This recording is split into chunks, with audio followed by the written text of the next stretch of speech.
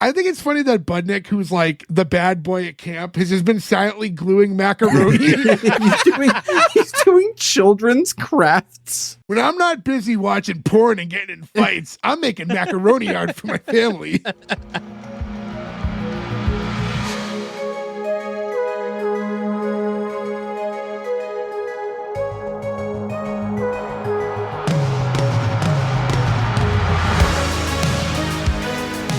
Welcome back, everyone, to S1E1, a show where each week we pick a different sitcom, watch just the first televised episode, and forgetting anything we might know about the future run of that show, rate it and decide if it's a show we want to greenlight or cancel.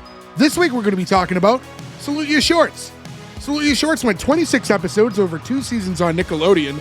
Today we're talking about episode 1, which was called Michael Comes to Camp, originally airing June 1st, 1991. So to get things started, I'm Jay Gags. With me as always, the boys, Joe, Ferg, Nick, and Gordo. What's going on, guys? Heyo. This is Dr. Khan. You boys are trying to relive your youth. Please report to the podcast immediately. So, Salute Your Shorts. This is, I think this is like the third time we've done like a Nickelodeon show. It's like, I'm kind of surprised we spaced them as much as we have. Technically the fourth, the last episode of Pete and Pete. Ferg, you picked this one. Any reason you wanted to finally tackle it? Well, when we picked, summer is just starting, so I figured why not do the show about the summer camp? I had the sweet Zeke the Plumber shirt to show off. Why not? Plus, I thought it was time we took another shot at Nickelodeon. Yeah, so, I mean, this is a show I have to assume we all watched. I know for sure I did. Every episode, maybe 1,000 times. Yeah. I put this on with my wife, who'd never watched this before when she was a kid. She was not a cable boy like we all were, where like TV was just on presently in our lives. And I immediately was just like, I haven't seen this in 25 years. Theme song, know every word still. Like, it's weird how much of this stuck in there. Yeah. Especially when you think of like, and I think we've talked about this back when we did Hey Dude as well, but these are shows that like here it's like 26 episodes, but I've watched this day after day after day for most of my youth. So like every single episode is like burned into my brain. It feels like so much more. And I think the thing that, I mean, I don't think they do it now. I could be wrong because I'm not watching Nickelodeon, but I remember like, so my sister is 6 years younger than me. So we watched all this stuff. And then her era of Nickelodeon, I watched a fair amount of because you're like hanging out with your family, right?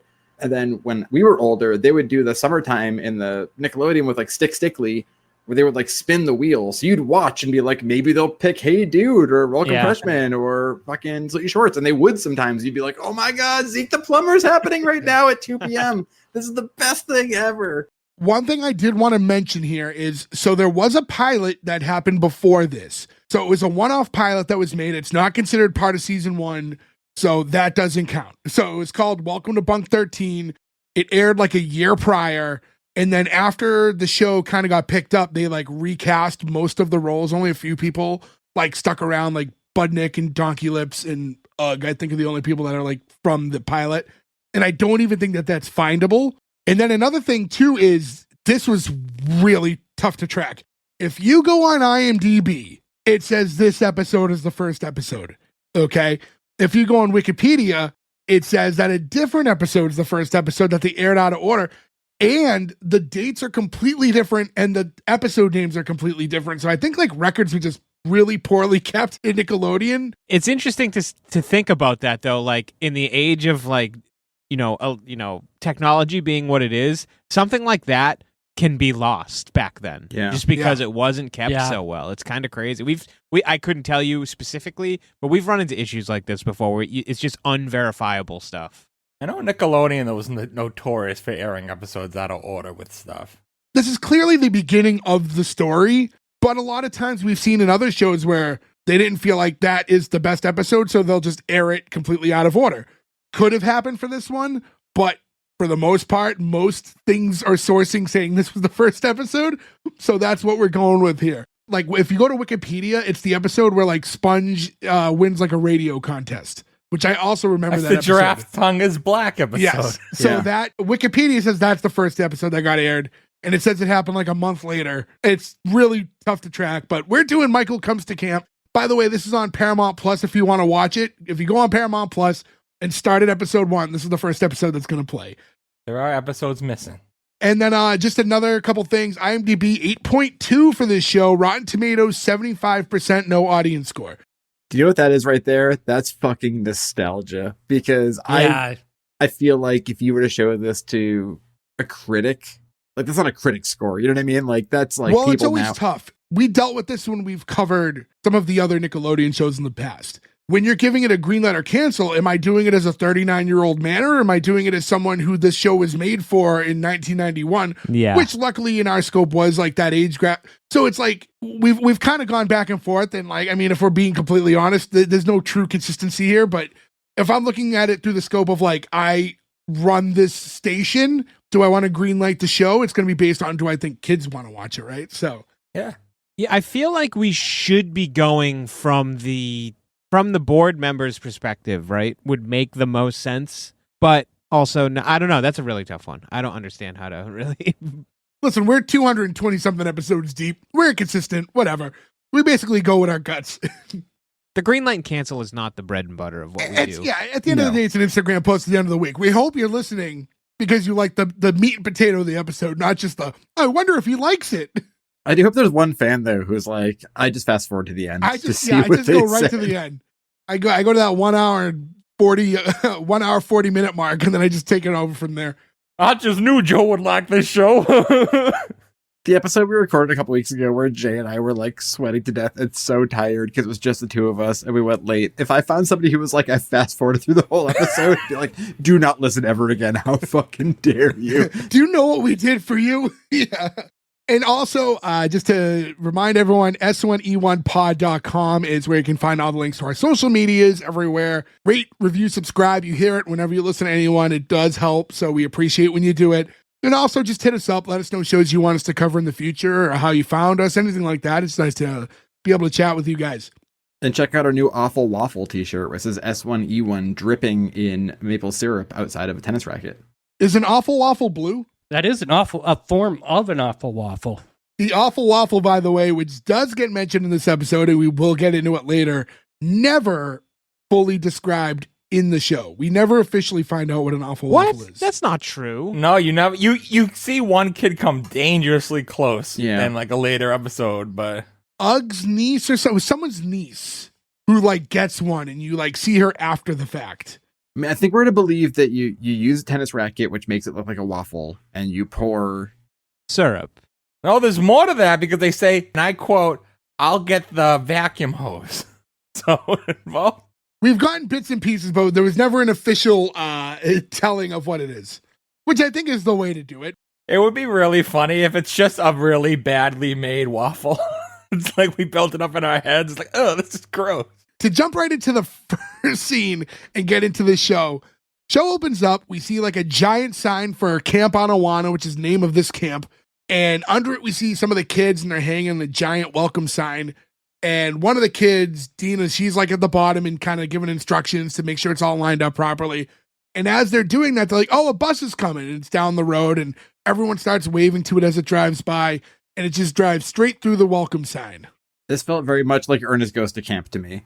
This opening scene where I was like, I see what we're doing here. Like, not so much like Meatballs or other camp movies, but like this felt very much like a scene from Ernest Goes to Camp with Ernest driving the bus. The second best Ernest movie. I can't say I remember it. I think you and I are going to have an argument over the best Ernest movie because you are definitely going to say Scared Stupid, aren't you? Numero uno, baby. Miak. Miak. Goes to Jail isn't even top 5. What, dude? Fuck you. How dare you? So I wanted to ask, this seems like at a time, early 90s, there's a lot of camp content out there.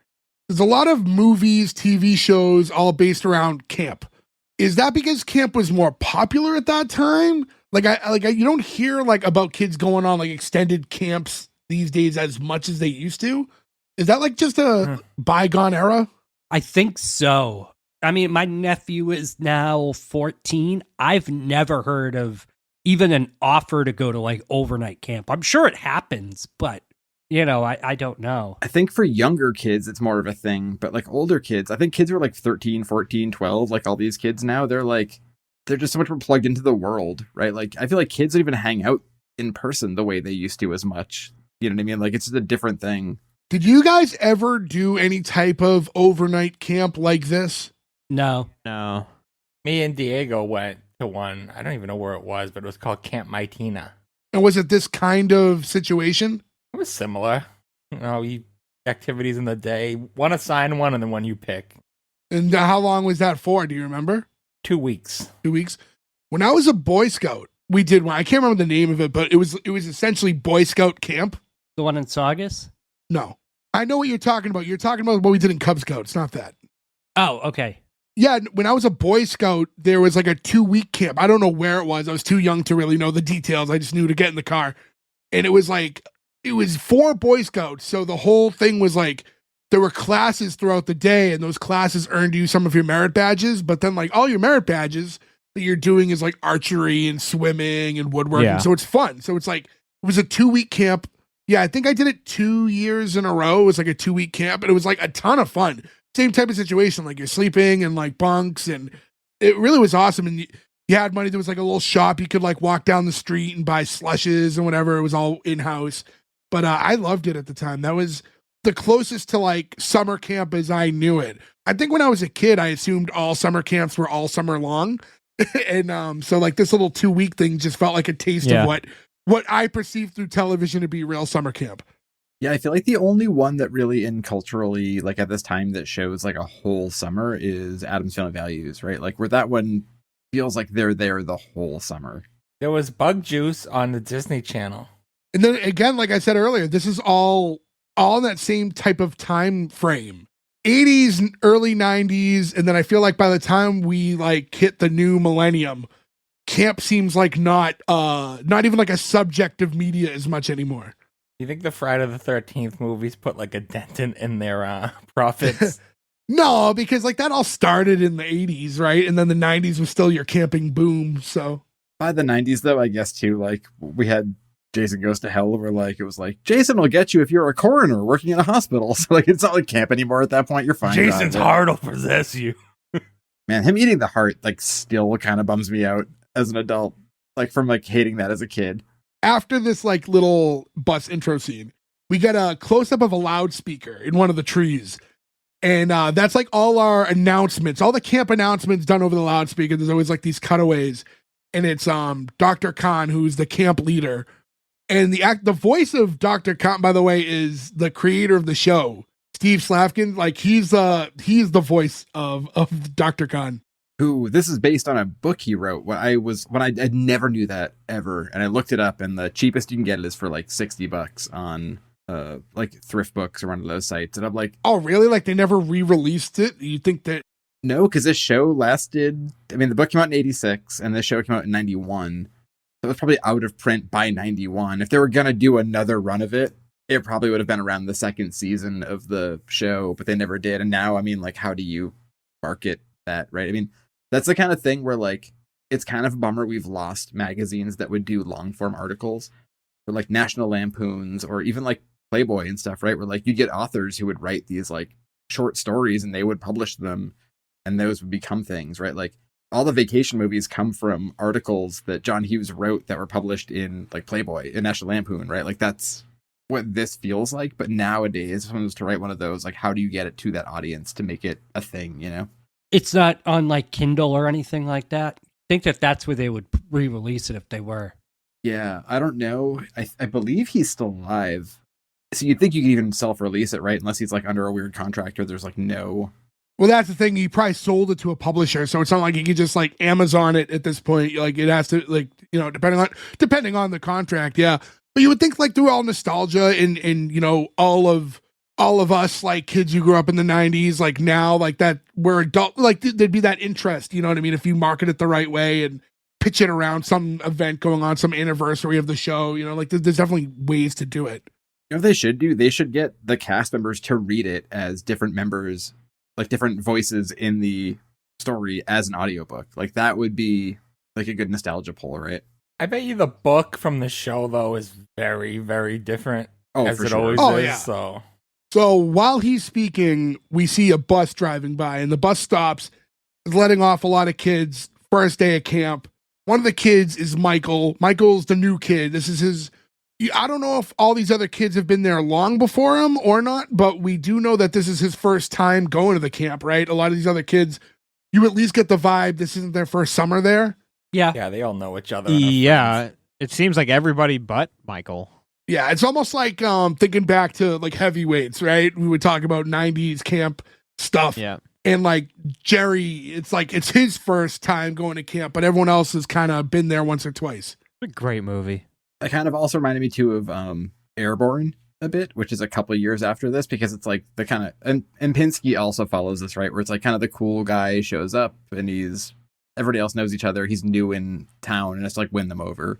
So he gets off and he's looking around trying to figure out where he needs to go, meets another boy, Sponge, and he's helping him like get towards the lodge. And he's like, all right, follow me. And he's like, listen, you made a mistake coming to Camp Anawanna. The food bites, bugs bite, activities bite, everything bites. He's like, well, it wasn't my choice. He's like, it never is.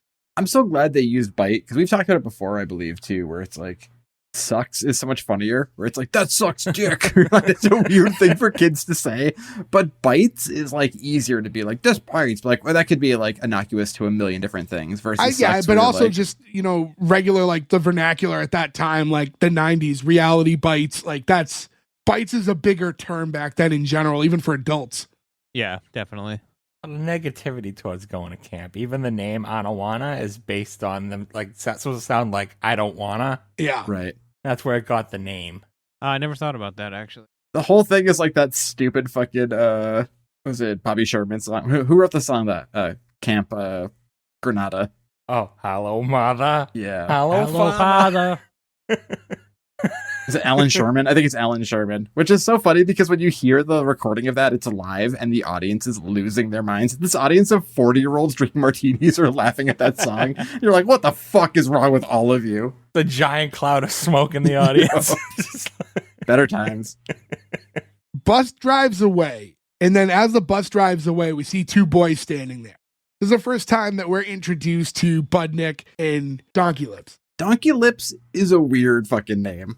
Donkey Lips. We're like, it's never good, you know? But you know what? It's one of those things, it's burned in your brain forever. I don't know if that's good or bad. I will never not call him Donkey Lips. Yeah, you'd have to ask Yeah. Michael Bauer how he feels about that, but you would just think that name stands out so much that it becomes iconic in and of Yeah. itself. You know what I mean? So like Napoleon Dynamite.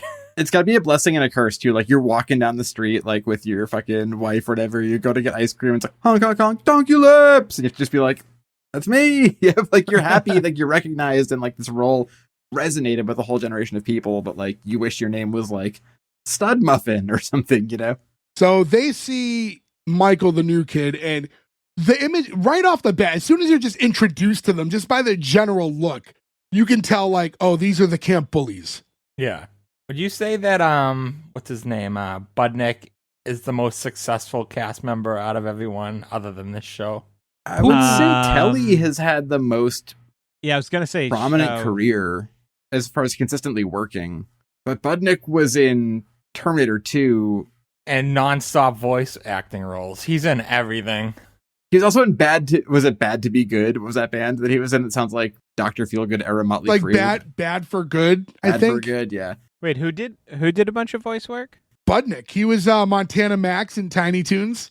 Oh, wow. He was Danny Stoop. Cooksey. He was Yeah, Stoop yeah. Kid and Yeah, he's done a ton of voice work. Which is like the very end. That's how they get you coming and going, right? We're like, he's Budnick at the beginning of your Nickelodeon ride, and then he's Stoop Kid at the end of it. Like, he like, did Yeah. our whole arc, which is crazy for our generation.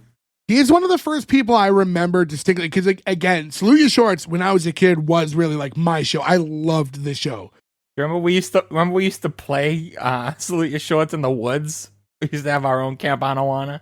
So when I saw Terminator for the first time, or T2 rather, and I saw him, I'm like, holy shit. Because it's the first time I'm really, like, even as a kid, like, truly identifying, wait, you're from something else. Like, what the Yeah, hell is right. going on?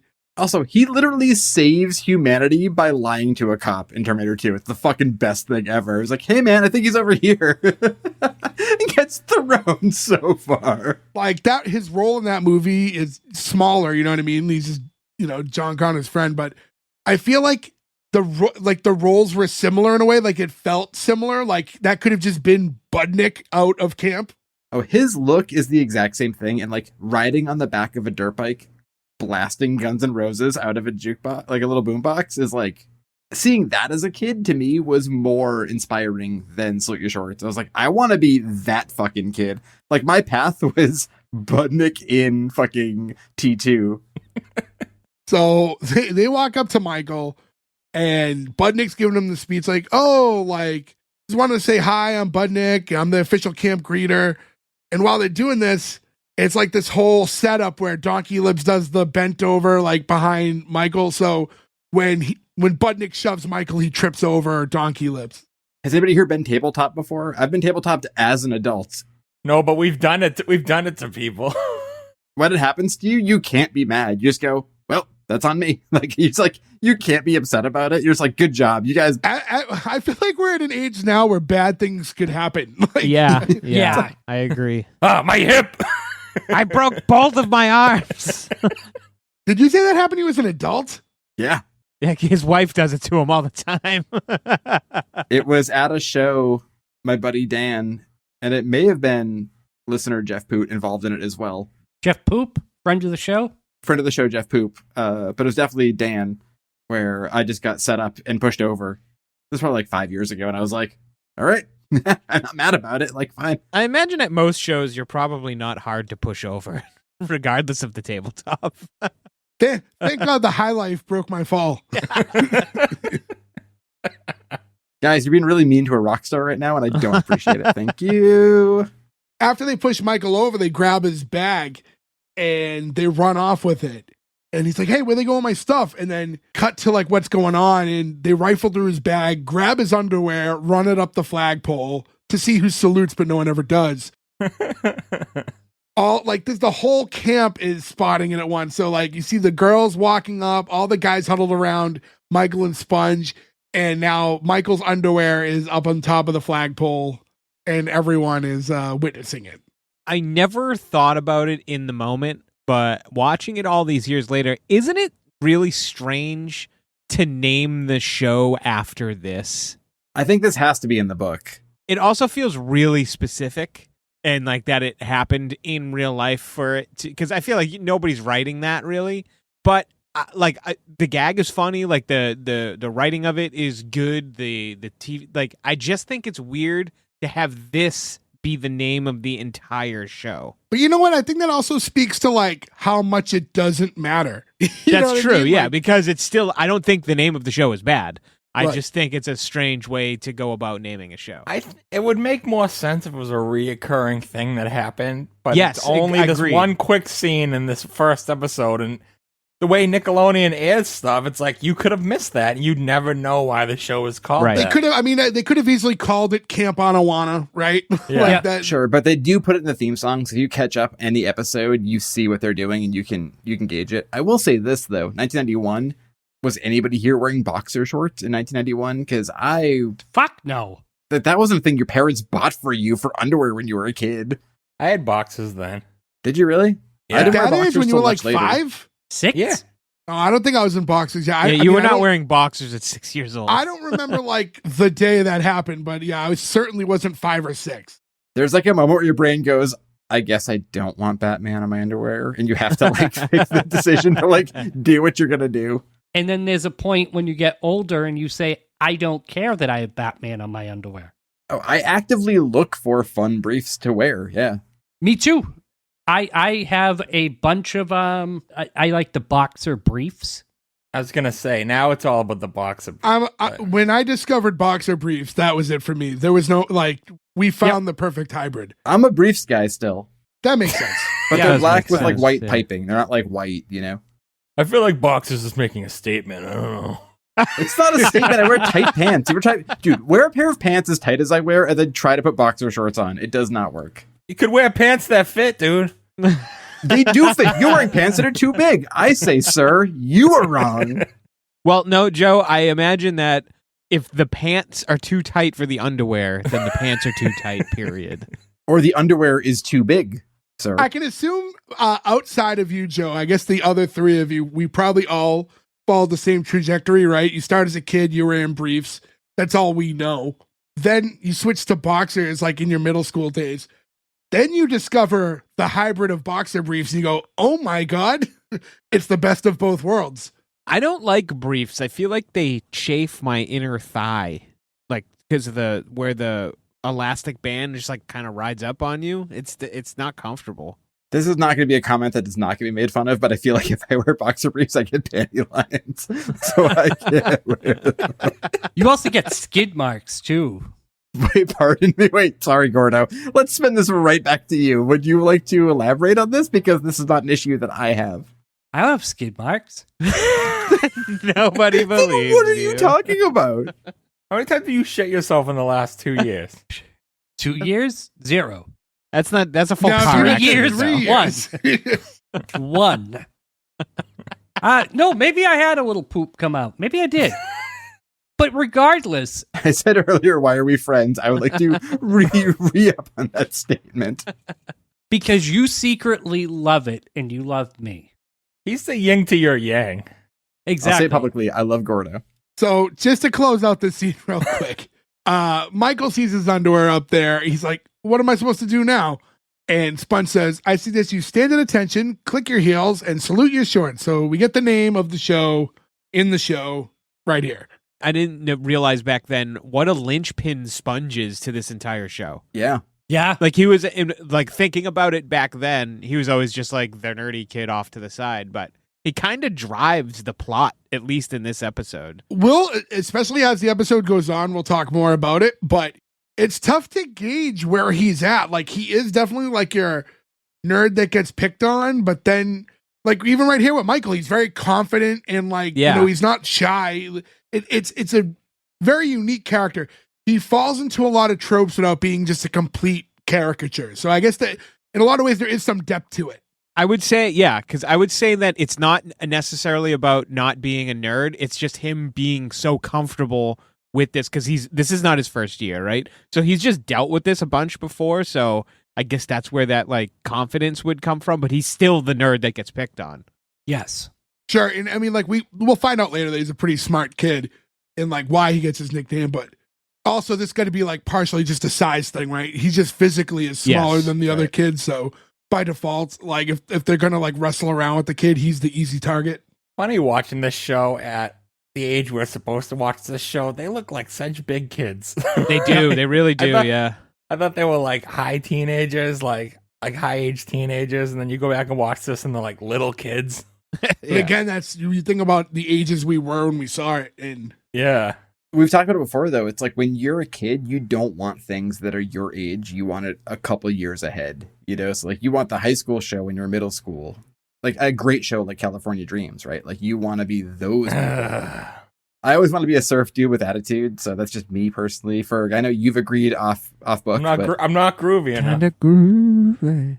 from here, we get into the intro, and it's the cast of the show singing the theme.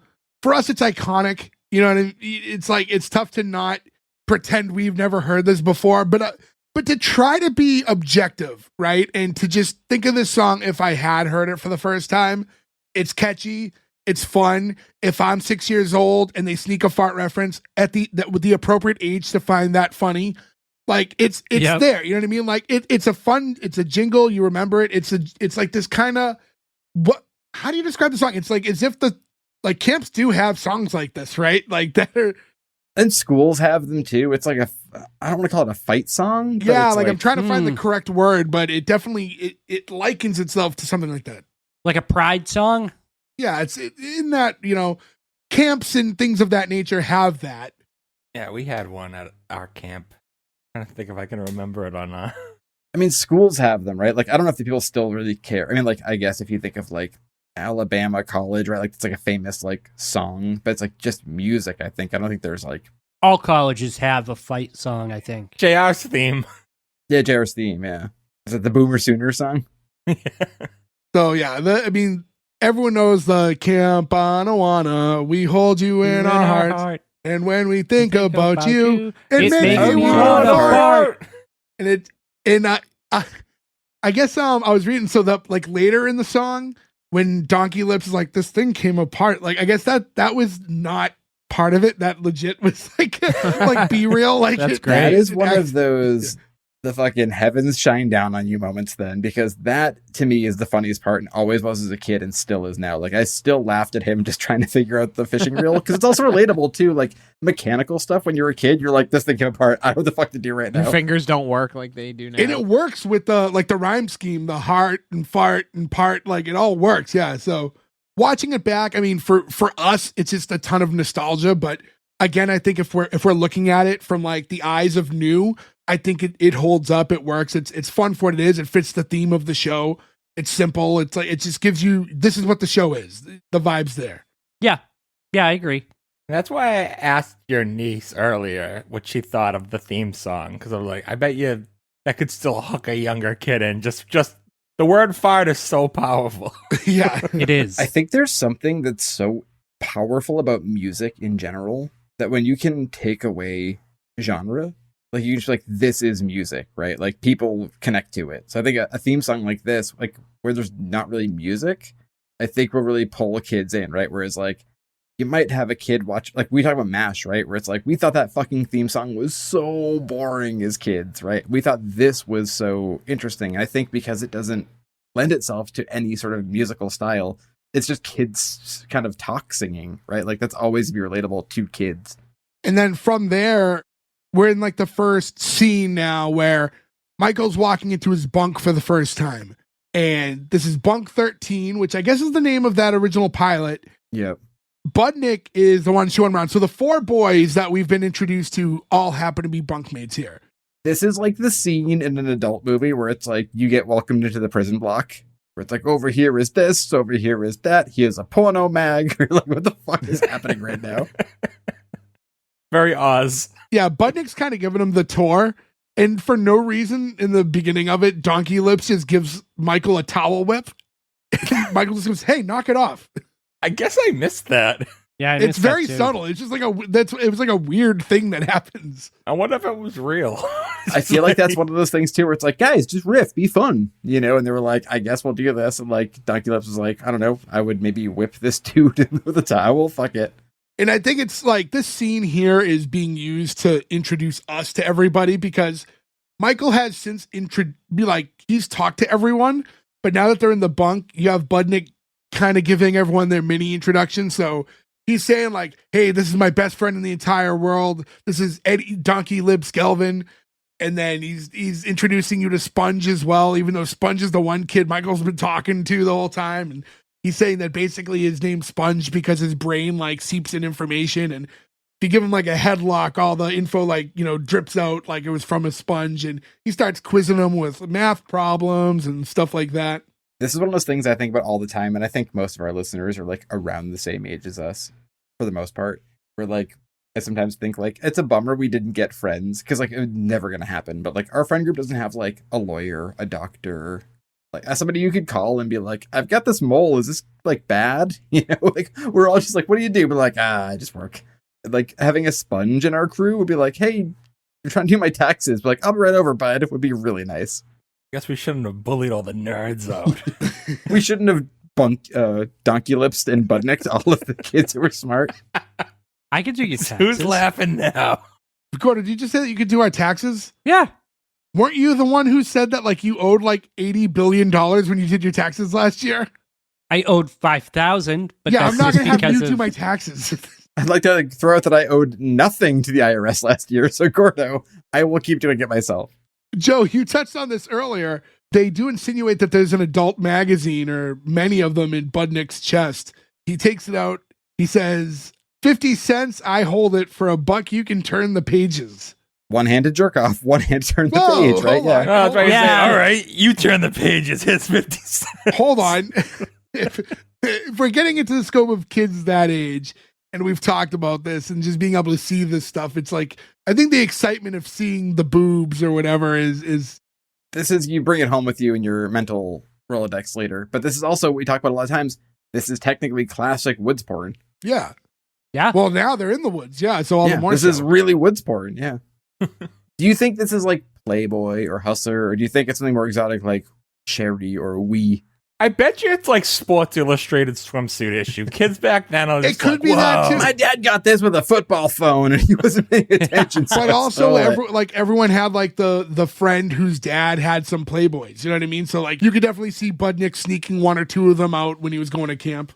I was thinking about this recently. I don't know if this has come up on the podcast, but somebody we went to middle school with who had that dad, and he was like, I've got a suitcase full of adult magazines that are my dad's, and I know how to access it. And again, you look at it and you're not doing anything untoward. You're just looking at it because you're a kid and you're like, whoa. And I was thinking about this actually recently where I was like, every single theme of that was about somebody hitchhiking naked. And now when I put it together, I'm like, this dude's dad just had like the weirdest fetish where he's like, someday I'll be driving down the road and some naked girl will have a thumb out and I'll pick her up. And like, that's what he thought about all the time, because why would you have 20 magazines that were all naked European hitchhiking porn? It was so weird. But like, as a kid, you don't think about that. As an adult, you're like, that kid's dad was fucking weird. Holy shit. Good way to get axe murdered. Anyways, speaking of things that died, Michael sees his bed for the first time and there's a gigantic stain on it. He's like, oh, what's that smell? He's like, oh, there was a dead raccoon. They just dragged it out this morning. Is this where it died? No, but it is where it suffered. I don't know why. Maybe my favorite line. Great fucking line. That's great writing. Because even though they're all child actors, they're all fairly decent. They are. I don't have anything bad to say about any of the kids. Like, It definitely stands out how good they are. This was another one of those two where I mentioned like the pilot, they filmed a pilot and then they recast almost the entire show afterwards. Like anyone who was on the original pilot had to re-audition to be part of the actual series. I think it was only Budnick and Donkey Lips stayed, right? Budnick, Donkey Lips, and Ugg, I believe. Oh, okay. Do you feel like the industry, like, or not even the industry, just maybe Nickelodeon, was a little more cutthroat back then, or more now? I think it always is. I think we hear more about it. I think modern day, we are just more aware of things. You know, there's no like big like curtain where we Yeah. don't see what's going on. And now just through people telling stories from the past and just the modern day being more open, it's just we know more about the system than we would have back then. I will say, though, for whatever moment in time it was, there's no big stories about anybody from any of this era of Nickelodeon shows telling anything bad. Like, Yeah. nobody has any stories of, like, abuse or anything bad, which I think is really nice, especially for all of them and for, like, us rewatching this stuff where there's no... Because, like, some things have come out about Nickelodeon. Not far after this. Yeah, the Dan Snyder era is like very close to this. It's very problematic, and this isn't. Like, nobody has a bad thing to say about anybody. Ugg and Donkey Lips were the fucking groomsmen in fucking Budnick's real life wedding. Wow. That tells you everything you need to know about. R.I.P. Ugg, too. This was Oh yeah, Oh, was it last heartbreaking. year? Yeah. 2022. Yeah. But yeah, it's one of those things where that initial wave of Nickelodeon shows, which was all like this, Hey Dude, Welcome Freshman, like it was like a different, like Pete and Pete. They all existed in a very different way before Nickelodeon shows became as like formulaic and Yeah. crisp and polished and studio. Like that was, and we'll talk about it later, but that was, No, just say it. They suck now. well, I don't want to say that because kids still like it, you know what I mean? But they just, there's a very different vibe here. And part of the reason this show ended was the desire, like this was filmed like out in LA and they wanted to make it so every Nickelodeon show was filmed in Orlando. And a lot of the cast didn't want to just uproot their lives and move to Orlando. I'll say this too, though. I think one of the problems now is that, and this is across the board for all kinds of media, this was a show where, for the most part, though, people looked like people. Yeah. And that's Yeah. huge, right? Whereas if you look at some of like the Drake and Josh type shows where you're like, everyone is made to look like too adult, too airbrushed, too pretty, too... Right. And I imagine that's the doing of those people. If you look at a lot of modern pop stars, or even over the last 20 years, like basically the new millennium on, the amount of mega pop stars that all came from Nickelodeon or Disney, like to this day, is an insane amount of, you know, people who break through in that way. It's a So pretty big launch pad, yeah.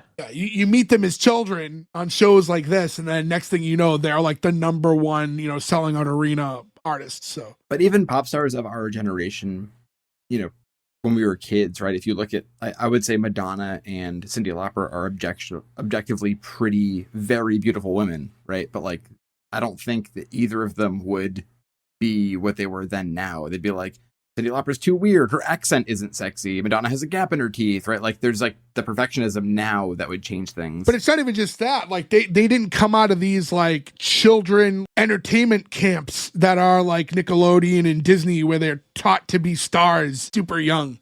I haven't seen them in a long time, but do you guys remember there would be those ads? Nickelodeon's coming to your town. Yeah, casting. Yeah, cast your kid to be the next Justin Bieber or the next star. It's like they used to have those open casting calls. And it's like that was before like everything got exposed. They don't do any of that anymore. At least, I mean, I don't watch that much cable, so maybe they do still, but They might still, but I feel like it must just be so regimented between like whatever agency has control over and they do things and put the net out whatever way they do. So anyways, Michael sees the bed with the big raccoon stain on it. And there is another bed that is not disgusting looking, but already knowing these guys, he's like, no, I know you guys. You think I'm going to go for this bed, so you probably already did something to it. So I'm just going to stick with this one. And like, well, can't get anything past you. But he gets in the disgusting raccoon stain bed, lays down. First off, no need to do that right away, but he lays right down in it, even though it stinks. And no sooner than he does, the whole thing collapsed. So they definitely took all the screws out of the bed. also never ran through his brain to switch the mattress from the bed that he thinks is trapped to the stinky bed. There's not much depth to some of this stuff. But he doesn't know what they did to the other one. It could be, if I'm thinking classic 90s, like they probably put itching powder in the bed or something like that. Oh, itching powder. Itching powder is like the funniest thing that existed for a very brief moment in culture. That shit sucks too, by the way. It's basically just fiberglass, I think, that you just pour on your friends. It's poison. So, yeah. I remember getting it at the joke shop, the magic shop, rather, in the Faneuil Hall there. And Harvard Square too, yeah. Yeah. That shit sucks. Now it's just like a 40-year-old dude with a cigarette be like, I was up in somebody's attic all day. I inhaled a bunch of itching powder. You're like, oh no, it's not good. So now we're hearing another announcement from Dr. Khan, and he's telling everyone that there's activities. Everyone has to head down to the baseball field, especially you, Dina Alexander. We cut into the girls' bunk for the first time, and you see Dina, who's just sitting on her bed. She's like, forget it, Dr. Khan. I'm not putting on a glove. My nails are still wet. Just talking to the loudspeaker, I guess. ZZ, one of her bunkmates, walks up, and she's like, come on, Dina. Like, this is what we came to camp for, to experience life. Since we've been here, I've already gone on a nature hike, and I've learned 2 new songs on the guitar. There's 3, so like the 3 girls that are in this, in their bunk, I feel like are way more like fit stereotypes, more so than the boys do, like, or at least They push Michael's kind of a character in plain. each one here, yeah. Yeah, because you have like the really girly girl who's rich and into like her appearance, then the super hippie nature girl, and then like Telly, who's the more sports enthusiast. The girls almost feel like they're doing like a Facts of Life riff or something. Joe rides a motorcycle, but she's pretty. Arr! Like that sort of thing. Where that none of them have a normal name either. Like Dina, ZZ, and Telly. I guess ZZ is because the creator of the show's favorite band is ZZ Top. Legit. Yeah. Which, all in. No issues at all. Yeah, I got another one. No problem with that. ZZ Zip. Love some good alliteration. Zip. And then they're like, what are you going to do? Like, sit around all day and read magazines? She's like, sit around? No, I'd rather lay around in the sun, preferably. And Telly's like, well, that's fine for you, but like, I'm going to play ball. Like, my arm feels good. Like, she's, we come to find out later, she's the pitcher in these games. This is weird, like a personality thing. And like, we knew kids like this, but like, I don't know. I played the league. I did some sports stuff as kids, and I was like, this is really fun. But like, I left it very much on the field. You know, it's like, you guys want to play wiffle ball? I'm like, sure. Like, do you want to go to baseball camp? No. Like, that's so weird. But like, it's her whole personality is like, but I'm the fucking one who's good at baseball. That's like, do you remember when we would all hang out like down the center and play wiffle ball next to the bank in that green area? Those are like good summers back then. We just kind of did whatever the fuck. We were old enough to like be out a little later, but you know, still young enough to like enjoy wiffle ball, you know? You make a little bit of money, but you don't need a lot of money. So it's Right, like just yeah. enough to like grab some pizza. some chicken fingers from Paisans and some wiffle ball. It's just like that's fucking the best part of life right there. You just don't realize it at the time. I want to bring this up because it comes back. Before they leave, Telly goes to grab her glasses, and you have Dina saying like, "Oh, well, hold on, fashion alert." She's like, "I need them to see." She's like, "I'd rather look good than be able to see good." She's like, "Well, if I had $1 zillion like you, maybe I'd get something better. But for now, I'm stuck with these." They really did find her the ugliest glasses in the world. It's like They were pretty someone bad. understood their assignment. Yeah, like this was on purpose. So now we're cutting to all the kids at the baseball field, and we see Ugg, the camp counselor, is addressing all of them. Also strange that he's the only counselor at the camp. Yeah, why are there... Thank you, Ferg. Holy shit, I didn't even think of that. Why are there no other adults but Ugg and Dr. Khan in this whole place, and you never see Dr. Khan?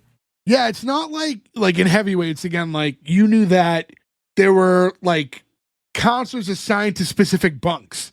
It's not like Ugg is bunk 13's counselor. He's just the counselor. Yeah. They didn't have like a sound guy that could say like, "Hey, you're an adult. Stand in the background and pretend to be another counselor." Like, Ugg's the only it's such counselor. a small. You just don't think about it. You know what I mean? Like now we do, but like then it didn't really matter. So Also, we haven't like really gone into the joke of his name is Kevin Lee and they call him Ugg. That is ugly. yeah, this is real fucking good kid shit where you're like, kids now would still do this. it's one of those things that I feel like as a kid, I don't even remember if I remembered it correctly. I knew him to be named Ugg, and they called him Ugly because his name was Ugg, not the fact that his name was Kevin Lee, so they call him Ugg. You know what I mean? Like, guys, we got this caveman. He's coming in. He's gonna umpire for you. It's gonna be okay. His name is Ugg. You throw a ball now. He was just working on Encino Man. He's now doing this. He's going over his whole thing and explaining some stuff, going over some philosophies he has, and Budnick saying like, "Hey, why don't you tell us that exciting story about how you flunked out of gym teacher college?" What a roast. I'm abnormally mean. That's like, yeah, a real fucking punch to the gut. That's the term is so fucking mean. Also, I mean, growing up where we did, Prince Albert, the wrestler, was people we were friends with, gym teacher. Yeah, and football coach. Yeah, the neighboring town. I also worked for his dad when I worked for the rental car place. King Albert? No, he was just the owner. I actually never met him, but he came in a few times. So, anyways, Ugg tells Budnick to drop and give him 20 for the comment he made and tells the rest of them to hit the field. So now we flash forward a little bit and you see Budnick kind of like winding down, doing his last few push-ups and then getting up. And all the while, Michael's just kind of looking over at Budnick and he's like, "Man, I'd love to fucking..." Well, he didn't say fucking. He said, "Man, I'd love to pound him." Man, let's a fucking pound Ugg. That's not a direct quote. And Sponge is telling him, like, "Pound him, he'll pound you back." He's like, "Yeah, but if I don't do anything, he'll think I'm a chicken." It's like, well, being brave usually means getting your adult teeth knocked out. But like Budnick's, it's weird because I know Budnick's the bully, but he's not. He has donkey lips as his muscle. Budnick himself does not come off as like, "Oh, I better not mess with this kid." Also, at this point of the episode, Budnick hasn't done anything that egregious. Yeah, he's not like mean or evil yet. Yeah. Yeah, he did the whole push him and steal his bag and throw his underwear up on the thing. That's like more mischievous. But that's the minute you meet the kid. You know what I mean? Yeah. Like, that's like your first interaction. If we met for the first time and I shoved you on the ground and stole your shit and then threw your underwear up on the flagpole, you'd be like, "Wow, this guy's a fucking dickhead." Like, Yeah. I'd be pretty upset. Yeah. I would be like, I don't want to salute my briefs. Also, tail of the tape, compare the two, Michael and Budnick. I think I got to take Michael. I mean, we get into that later, but if I were Budnick, I would tread a little lightly with somebody, bigger than you. confidence is key. Yeah. I mean, and you got donkey lips as your backup, like we discussed. Yeah, That's yeah. changed Confidence really is key. 'Cause not to get ahead, but if you remember the Pinsky episodes, he does the same stuff he does to Michael. Pinsky legitimately just does salute his shorts, and everyone likes him. things. Yeah. Pinsky's a more confident character. Michael's a little shy, dorky kind of guy. A second Sponge, only he's not smart. No, but no, he's being presented as like the popular, handsome, athletic kid. Yeah. That's how all the girls. I mean, like every time the girls see him, they like are all swooning for him. Something new. It's his turn up at bat, and Telly's the one pitching, and you see him like go 2 strikes in pretty quick, two strikes swinging, and I don't know why. It's like just one of those dumb little things. But when they cut to Budnick and he just goes whiffer, it's like burned into my brain. I personally would have made Budnick the pitcher Yeah. and then had him rush the mound for the fight. Not the guy to just. It's a very fair play. They're playing monkey. What's it called? A pick. They have him in a pickle, and he just fucking tackles him and decks him.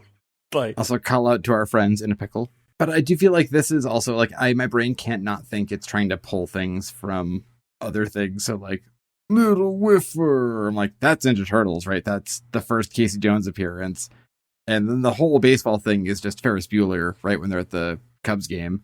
Yeah. Yeah, what happened was Sponge has been tracking Telly's pitches. So he basically is able to tell Michael exactly where the next pitch is coming. So It's like he's counting cards. sure enough, pitch goes where he thinks it is. He smacks it. You're getting a lot of like not phenomenal fielding here. So you have Budnick and Donkey Lips who are both saying, I got it, I got it, I got it. But neither of them are calling off the pitch or the hit because they're both saying they got it. Yeah. Eventually bump into one another. Ball falls to the ground. No one catches it. Then Budnick gets the ball, tosses it to first. ZZ's not even remotely trying to catch the ball, so it goes right by her. She doesn't even make effort. Not even like Daria effort. She just I was gonna lets the say, ball yeah. go. less than Daria. Doesn't care. Our new hashtag less than Daria t-shirt coming soon. Telly grabs the ball, tosses it to second, but right as the ball makes it to second, Michael's already rounding it. Now this is when he gets caught in the pickle between Budnick and Donkey Lips going back and forth. Ball ends up in Budnick's hands. Budnick's hovering over third, tells him, if you want it, you got to go through me. And then Michael, who already fucking hates him, is like, all right, and just charges at him. Turns into like one of those roll around kind of fighting situations. But at that age, like, that's pretty extreme. Well, and that's how you have to depict it. You know what I mean? You can't have. They're not choreographing fights. Very poor base running by Michael. Yes, agreed. Like, why don't you stop him at second, man? And when he's in the pickle, if he just got around Donkey Lips, ZZ wasn't going to cover. So he could have easily gone back to second. Uggs hearing all this noise from the fight, starts blowing his whistle. No one's reacting.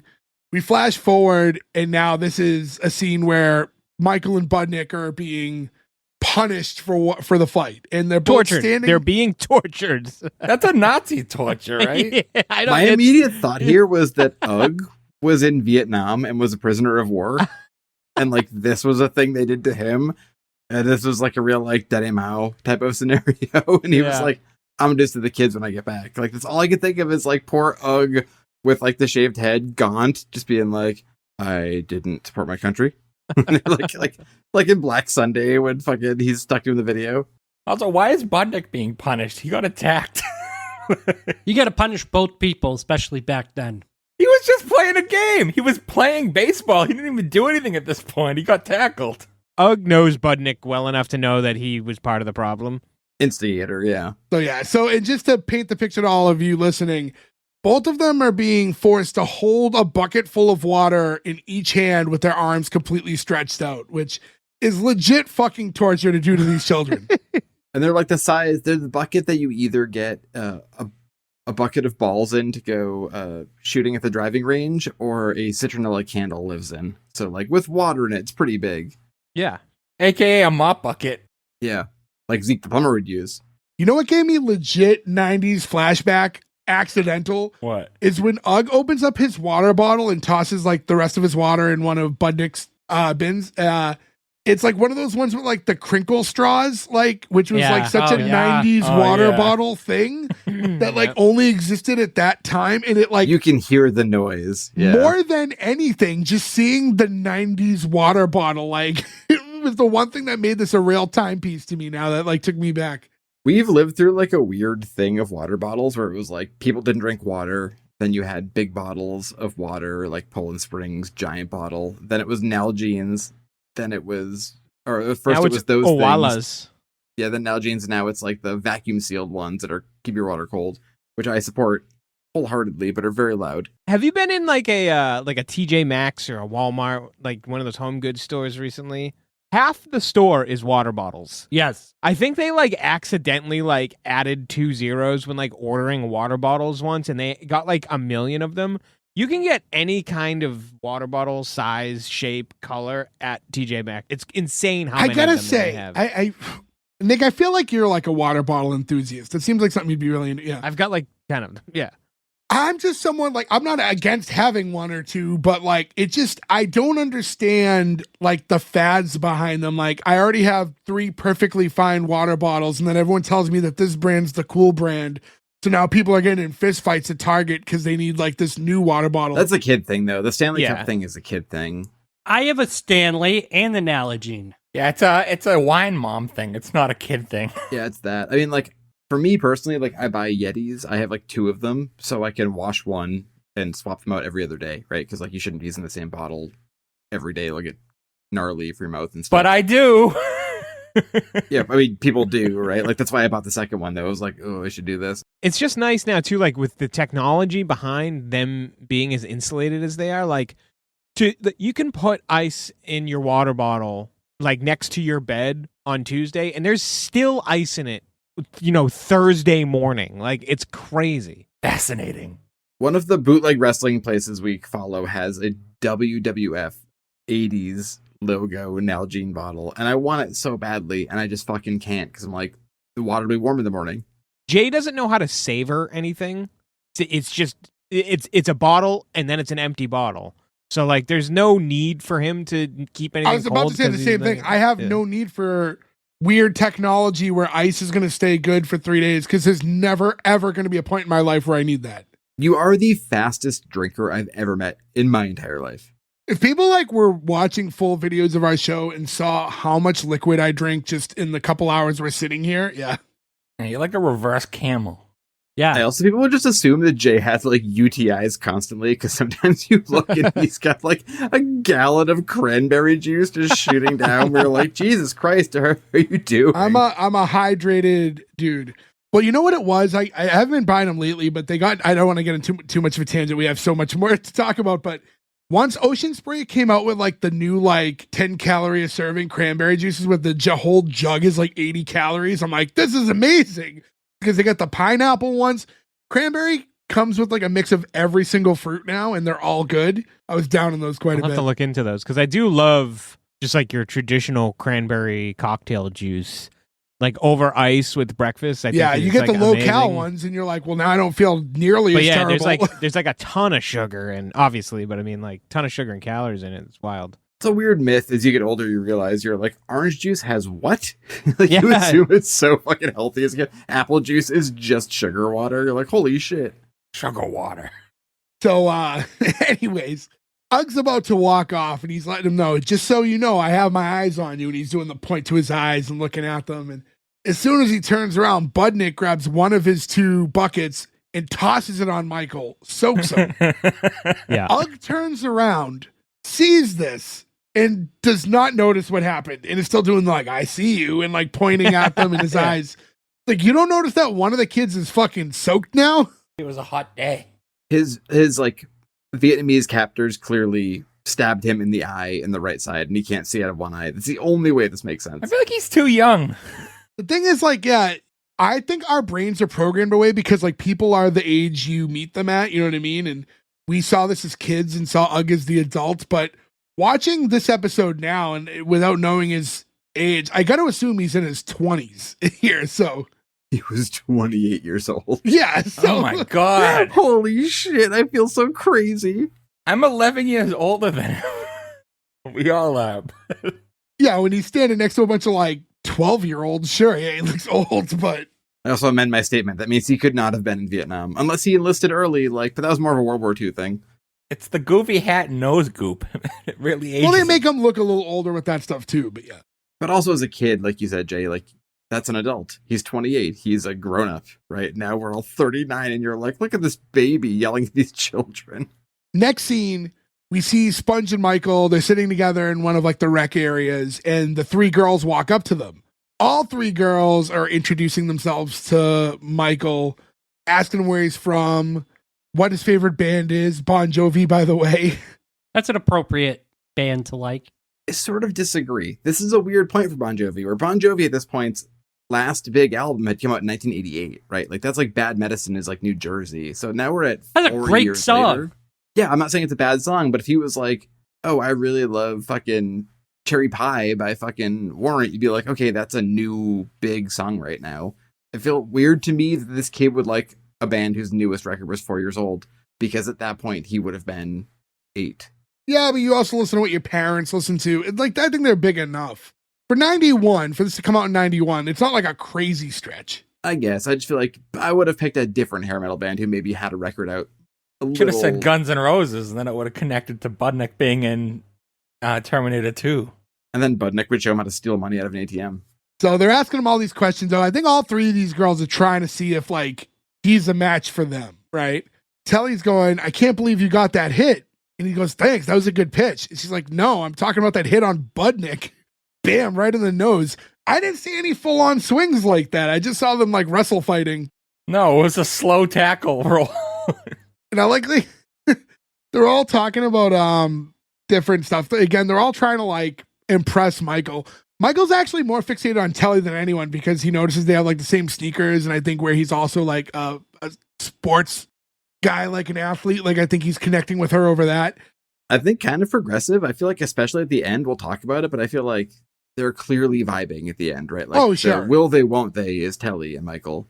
When Dina's trying to get his attention and she's like, do you know who my dad is? And like, oh, I had lunch with Janet Jackson. And then she starts talking about when she said we had Norwegian salmon all the way from Norwich. It got really cold in here.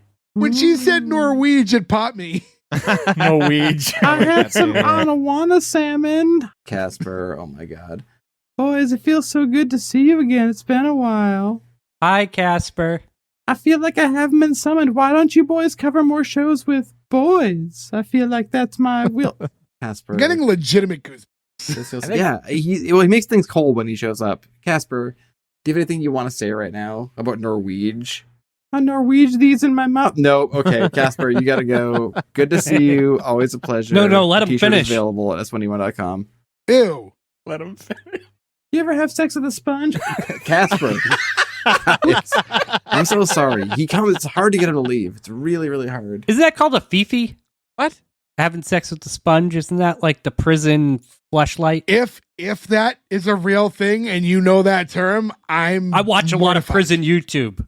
You don't watch The Office, but you know how to fuck a sponge. So you need to reevaluate maybe because that's fucking ridiculous. I think a prison fleshlight is a man's butthole. No. That too, but This is not time. look up Fifi. How many lumens does it You see what Casper did? This is Casper's fault. I'm sorry. He doesn't show up very often, but when he does, it just really derails everything. So Dina's saying all this stuff trying to get Michael's attention. At some point she's like, does anyone even care? Donkey Lips pops up behind her and goes, I care. And she goes, oh, your breath smells like a wet diaper. Which means his breath smells like pee, which is disgusting. And also why? As somebody who 80% of his life is wet diapers, that's a terrible thing to tell somebody. There's so many, like, there's one thing to, like, make fun of someone, but something like that if that's real is so cruel. First off, he should fix that. But also, man, what a punch. Oh, he walks off. She tells him to get lost. He heads over to where Budnick is. He's sitting at a bench in the other, like, half of the room. And he's like, someday I'm going to ask her out. And Budnick's like, stop dreaming and glue your macaroni onto something. I think it's funny that Budnick, who's like the bad boy at camp, has just been silently gluing macaroni. he's doing children's crafts. Yeah. Like, what's he making? When I'm not busy watching porn and getting in fights, I'm making macaroni art for my family. I made Ronald McDonald out of Fusilli. Isn't he silly? Like, good job, Budnick. We're glad you showed up. I mean, joke's on us, though. He holds it up and it's just swastikas out of noodles. So Donkey Lips is like, oh, I can't. He's like, why can't you? He's like, I ate mine. You ate your macaroni? How? It's uncooked, rock hard, and covered with yellow spray paint. Oh, I thought that was cheese. And then he like grabs one and chomps on it. I guess Michael Bauer, who plays Donkey Lips, legitimately chipped his tooth doing this scene. There's genuine injuries. Ugg lost hearing in one of his ears in a scene in this. Michael Bauer chipped a tooth. Like, there's like dumb, because like there's not stunt people in this. They're like, hey, jump in a lake, and you're like, okay, sure. I'm told Zeke the plumber legitimately lost his nose on this show.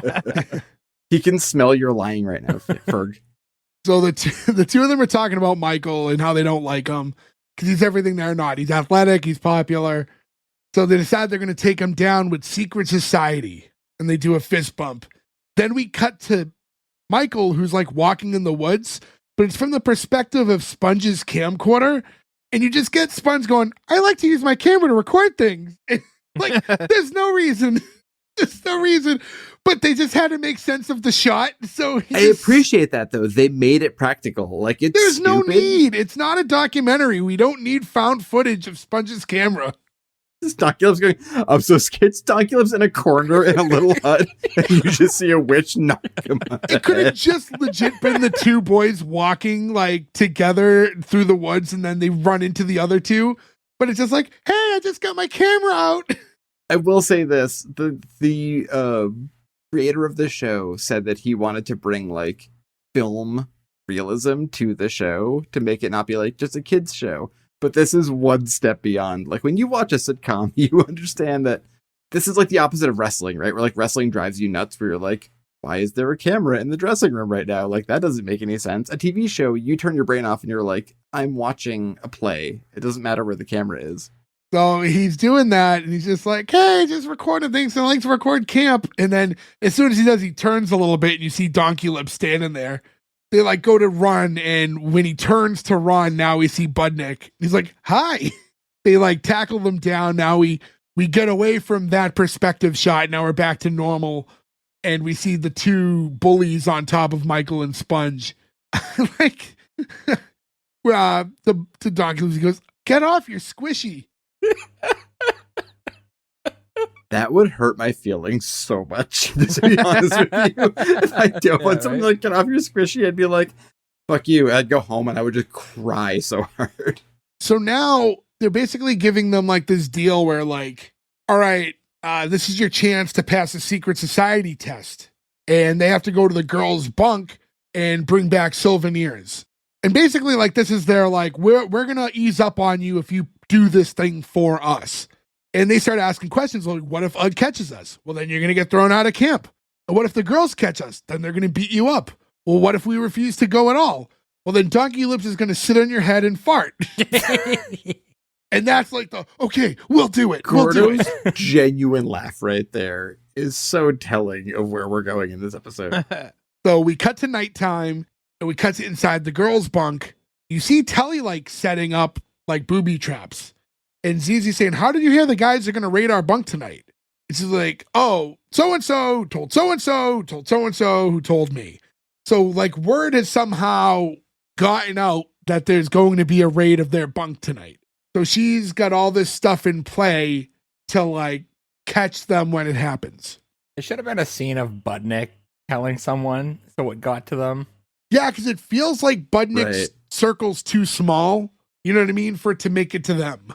This is supposed to be his revenge to get rid of Michael, but it's almost like he's legitimately just trying to initiate him as a friend because he does the stuff and he does go to bat for him later, not to get ahead on the episode, but That scene we'll get there, but it makes no fucking sense at all. They're setting everything up. Tina's putting makeup on. What are you doing? It's nighttime. She's like, you trap boys your way, I'll trap them mine. Like, what are you... I get the character, but in this, like, what are you trying to do?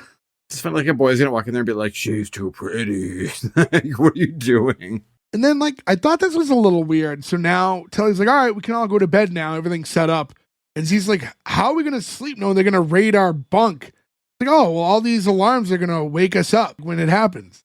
But it's like, why? Like, if you know this is happening, to like, why would you even want to go to bed? Like, I would be more. You'd be up all night. Yeah, you know what I mean? Like, let's fucking, like, whatever pranks or we're going to do back. I will say Christmas rules here. Like, I'm going to stay up and watch Santa. But the kid always falls asleep, right?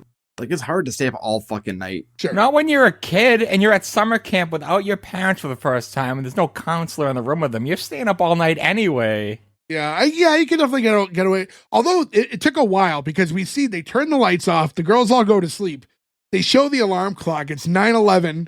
Oh, they hold on 9/11 so fucking hard. I was laughing They were so warning us. fucking hard. And then it goes from 9:11 flash to 2:11. So we're talking 5 hours later. Then we see the boys and they're running through the woods. It's nighttime. They're trying to head over to the girls' bunk. Also out though at the same time is Ugg. And he's like patrolling.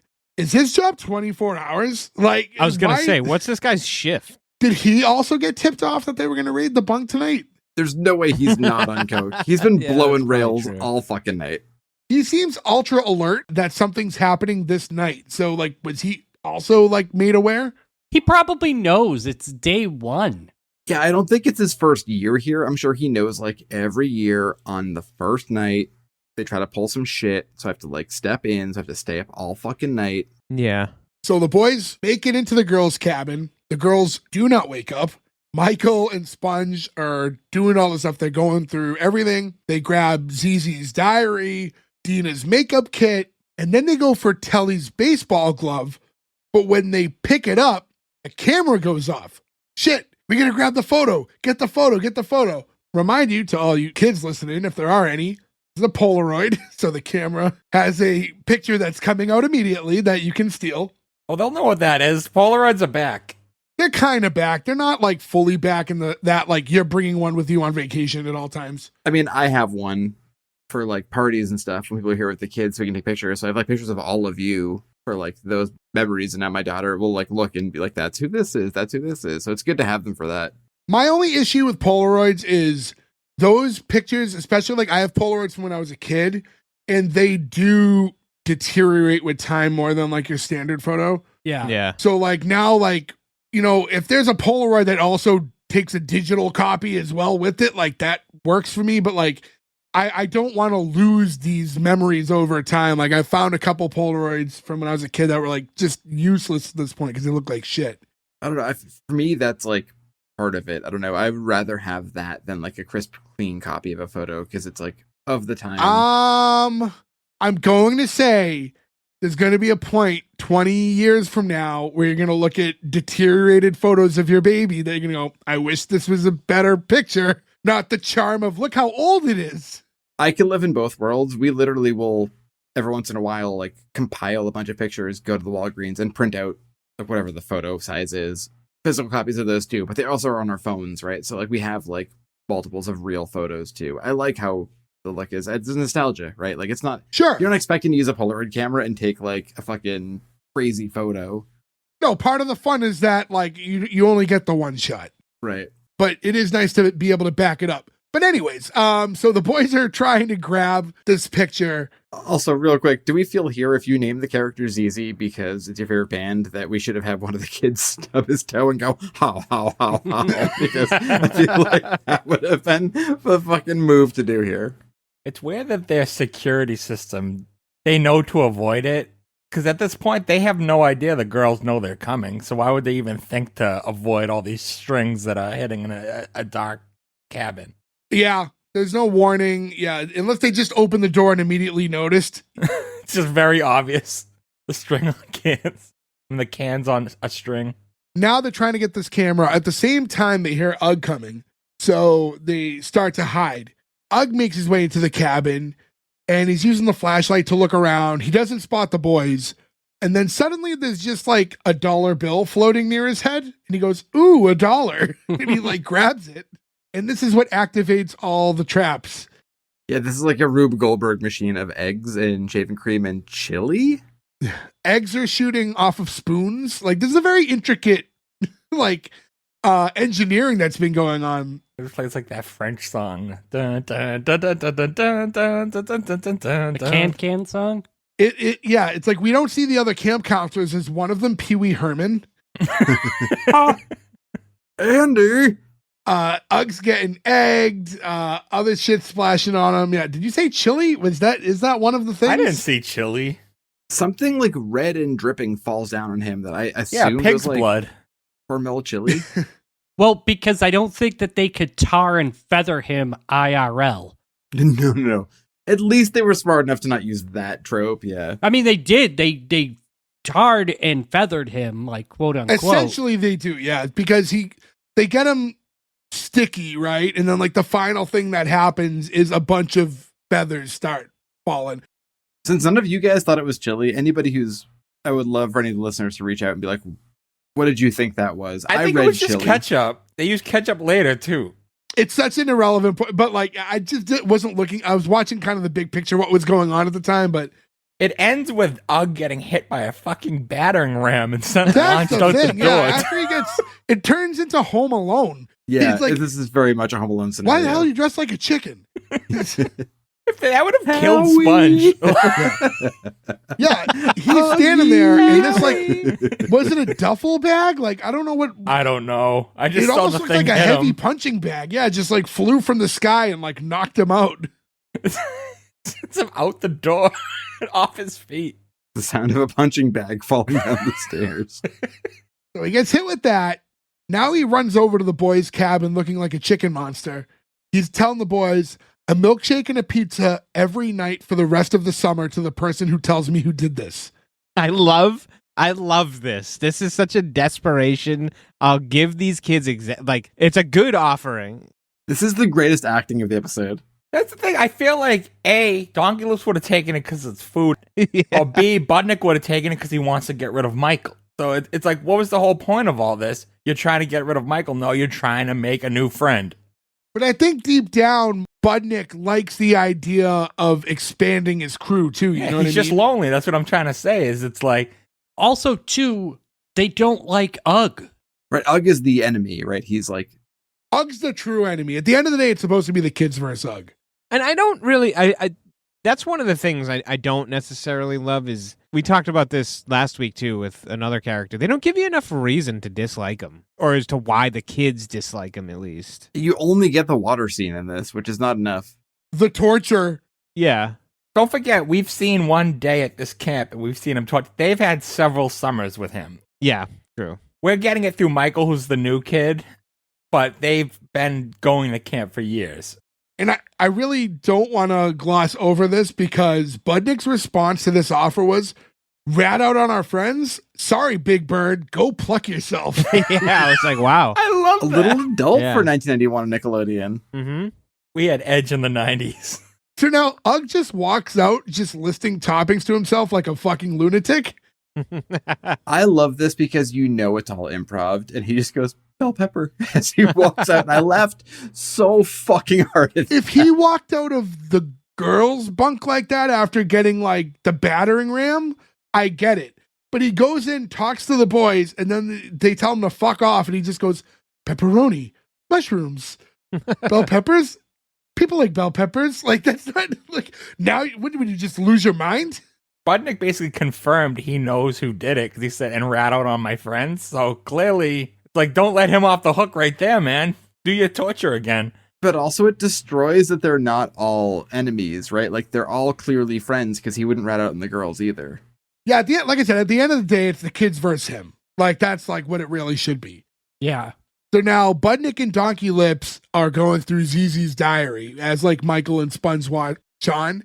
And you would say that here they are trace hombres.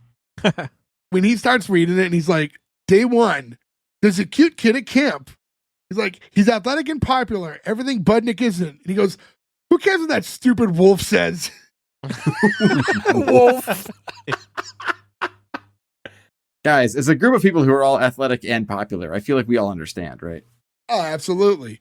So now it's like, all right, so you have that. We have the makeup kit. Like, what did you get from Telly? You're one prize away from being in the secret society. He's like, well, I was going to get her mitt, but then everything went off. So I got her glasses. And I don't know, like, Budnick's acting here too. Like, his, like, you got her glasses?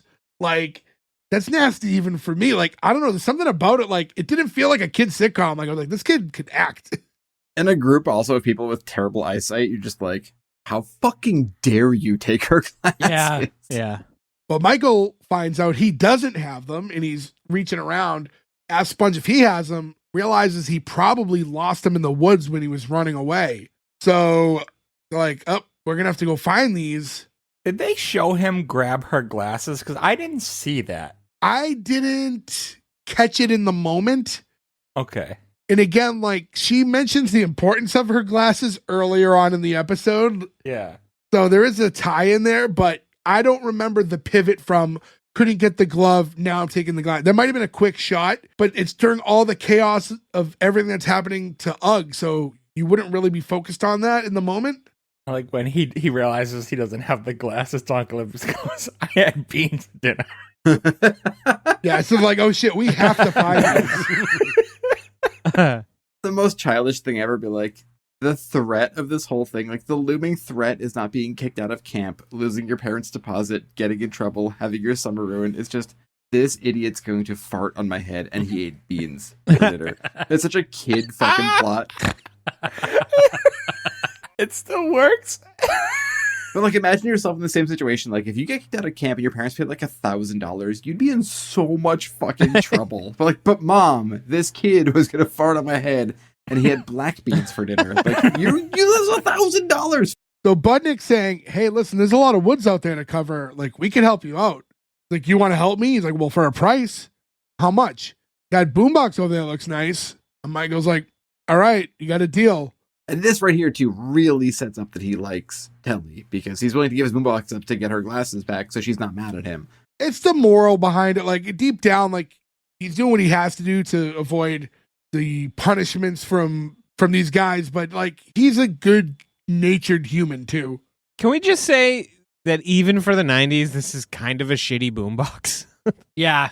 Yeah, that's like a cheap boombox even for the 90s. This is 91, though. Like, this is early, you know what I mean? Like, Yeah, that's true. Yeah, where's this one from Terminator 2? Not to keep bringing that up. I mean, that was more portable. This one is one of those ones, we all had these, where it was, like, bigger than it needed to be, with speakers that were way too big that came off of it, and the speaker sounded like shit. You're like, why would anybody use this? It's what we had, damn it. so we cut to the boys outside. They got their flashlights. They're looking all over the woods. As they're walking, you hear the crunch. And Michael's like, oh no, I think I found the glasses. And he picks them up and you can see one of the lenses is totally cracked. Like, well, what are you going to do now? Sponge goes, I'm going to throw up. And he like just walks off. And when he does, Donkey Lips like steps into frame. He goes, the power of puke. That sounds like an 80s wrestling thing to say, like, you power puke. And Budnick walks in and he's like, Mikey, this is one of the benefits of belonging to the secret society. When you get in trouble, I'm going to get you out now. Like, well, how? He's like, I'll blame someone else. That's so fucking shitty as an adult now watching this. Be like, that poor fucking kid. That's the weird thing of being an adult. As a kid, you probably were like, well, that's kind of mean. As an adult, especially as an adult and a parent, I'm like, that poor child, that poor fucking child. This like broke me. You don't have to blame someone else. You could just deny. Sure. But this is also now Budnick in his brain now is like, all right, well, we're no longer two. We're a group of four. Like, we're like, these guys are in my circle now. So we get into the next morning and we're at the mess hall. And the boys, all four of them are sitting together right when the girls walk in. You see Telly's like wearing like prescription. Are they swimming goggles or for basketball? Yeah. I think they're swimming goggles. Yeah, and they look like swimming goggles. I've never heard of prescription swimming goggles. That's though. why I was like a little tripped up by it, but they're tiny, but they look like swimming goggles. I think at the time too, like some famous basketball players were wearing very similar type of goggles too. Kareem Abdul-Jabbar used to wear them. Yeah. Yep. But they were a little bigger than that. But anyways, they're telling the boys like, oh, you guys want a war? He's like, hey, I want my diary back. And Dina's like, and I want my makeup back. And Budnick's like, I want you to get your makeup back too. You sure could use it. I was like, damn. Stone cold, Budnick. It's like, I saw your fucking caboodle suck my dick. It's like, whoa, buddy, a little too hard. Zizi, who's like the happy hippie chick's like interrogating Sponge. She's like, why do you have such a guilty look on your face? He's like, I don't look guilty. I'm just trying to chew. And Telly says to Michael, like, what about you? Do you know who took him? Like, no. You wouldn't lie to me? Like, of course not. Why would I lie? And like, he's like, you're getting a lot from him, like, feels guilty. He's bummed. Like, he doesn't know how to react. Budnick walks up to Telly and goes, hey, you know, since we're such good friends and I know everything that happens in this camp, I'm going to let you in on some inside info. I know who took your glasses. He's like, who? He's like, that guy over there. And like the Sponge number 2. The whole table clears out, and it's like the kid looks kind of like Fuller from Home Alone. It's a very fuller energy, yeah. And he's just like, he's this quiet little unassuming kid. It's like, me? I immediately felt bad for this kid. Yeah, because they found a kid that, like, by all accounts, makes Sponge not look like a nerd. Yeah. Also, well casted, right? Like, you see this kid, you immediately, nobody's gonna not feel bad for this kid getting fucked with. Yeah, give him big Coke bottle glasses. How did they load his bag with all that stuff? Because Budnick walks up and is like, hey, is this your bag? He opens it and all the stuff's inside. What kind of mind freakery is this? Maybe he snuck in and put it in there. I would assume they did it while he was up getting food, right? Like, he probably put his bag down and then went to the chow line or whatever. I feel like that would have been a good shot, but I guess they wanted the reveal of the misdirect of, like, who he's blaming. Well, I will say this to you, and again, television is so much different now, but this episode is 25 fucking minutes long. So they probably cut that shot because they were like, hey guys, our episode is 25 fucking minutes long, which is insane. No, they needed to do it this way because they made it look like he was going to tattle on Michael. It cut to Michael like, yeah, who did it? And he made like a face. So it was a misdirect. So he did it. So if they showed them doing it, then that would have killed that scene. Yeah, because this is showing that Budnick is on Team Michael now and he's going to, like, protect him. They open the bag, all the stuff's there, handing it out. Tells like, oh, my glasses. And somehow didn't notice when she put them on her face at first, but the other girl's like, oh no, your glasses. they're broken. That's my only real qualm of this episode is that she doesn't notice the glasses are broken until she puts them on. I'm like, come on. I'm not that blind though, so maybe. I'm so blind, I would have known right away. This kid is gonna have to get an awful waffle, which we're hearing for the first time in this episode, but, you know, as fans of the show, the awful waffle is one of the more iconic things to come from the show. We always hear it. We never officially find out what an awful waffle is, but we know it's bad and it involves a tennis racket. And syrup. Michael, new to the camp, is like, what's an awful waffle? Because this kid's about to get one because of him. Sponge whispers in his ear what it is, and he goes, oh no, I gotta say something. And Sponge's like, no, you got away with it. Just like, shut up. He's like, I can't. And then he finally goes, yo, Budnick, wait. Good for Stein, man. And he walks over to the table. This kid is like he looks like he's about to be sacrificed. They have him on the table. His shirt's all like holding him lifted. down. All the girls are holding his legs down. Kids already have bottles of syrup in hand. Michael walks over to the table. He's like, listen, if anyone deserves an awful waffle, it should be me. Like, why you? He's like, because I did it all by myself. Dun dun dun. And then Telly goes, you're just a king-size loser. Budnick's like, yeah, you can say that again. And she's like, I thought you were going to be different than the rest of the guys, but you're just like Budnick, a sneaky, lying little cheat. And then the girl's like, you should make him pay for your glasses. And Dina goes, retail. That's before glasses were, like, accessibly cheap, right? That's before, like, your Warby Parkers and those places where it's like 2 pairs of glasses for $40. Like, I remember because I had glasses at the time. Jay, I know you did as well. I don't think Ferg, did you have glasses yet at that point? At that point, no. When this was on, no. Cheap pairs were real cheap. Like Lens Crafters or something, yeah. Not like really shitty like ones. Walmart had an optical department and stuff that you can get like they had decent stuff and then the broke stuff. It's funny because if they kept all those frames in a box, now they'd be like hipster glasses. You'd be like $400 for these frames. And you'd be buying them. No, I've worn the exact same glasses for like 20 years, so. He's telling her, listen, I don't have any money, but if it helps, you can have whatever you want in my store account, which I guess is like how these guys get stuff from, you know, the concessions. Like while they're there, they probably have like a little. The next line should have been, no, that's not good enough. Buy me new fucking glasses. Yeah, Yeah. $20 worth of Doritos isn't going to cover the fact that I'm going to be blind all Yeah. fucking summer. You Your idiot. kid's jail commissary is not enough to replace my glasses. You ruined sports for me, and I'm the sports person. No, she's got her water goggles. But he tells her, like, listen, I just want you to know it was just supposed to be a joke. It got out of hand. I'm sorry. So, I mean, he's owning up to it. He's being very honest with her in this moment. All the kids exit the mess hall. Budnick and Donkey Lips stop at Sponge on the way out. And they're like, he could have gotten away with it too. What a chump. At least we got one new member. And Sponge goes, well, you know, we're going to have a secret society, I think we should have some cool t-shirts to tell people who's really in charge. Like, yeah, great idea, Sponge. What should they say on them? He goes, I think they should say, and he grabs ketchup and goes, that I'm a member of a secret society and you are the biggest idiot. And he's like just squirting ketchup all over Budnick at this point. And I'm like, we talked about this earlier with Sponge. He's like a nerd, but also he's gonna like get the biggest bully in the camp and just douse him in ketchup, knowing that he could get his ass whooped. He also sleeps in the same cabin as him. Yeah. Right. Yeah. 4 feet away from the bullies. Yeah. Because they're giving him the whole, you're gonna get roasted, toasted, and he cuts them off with, and burnt to a crisp. That's their catchphrase that I feel like was supposed to be a bigger thing. They only used it a little bit in the show, I think, but this was supposed to be the big Probably line. because it was super dumb. Yeah. Didn't take. I don't know. I always said that when I got stoned. Cool.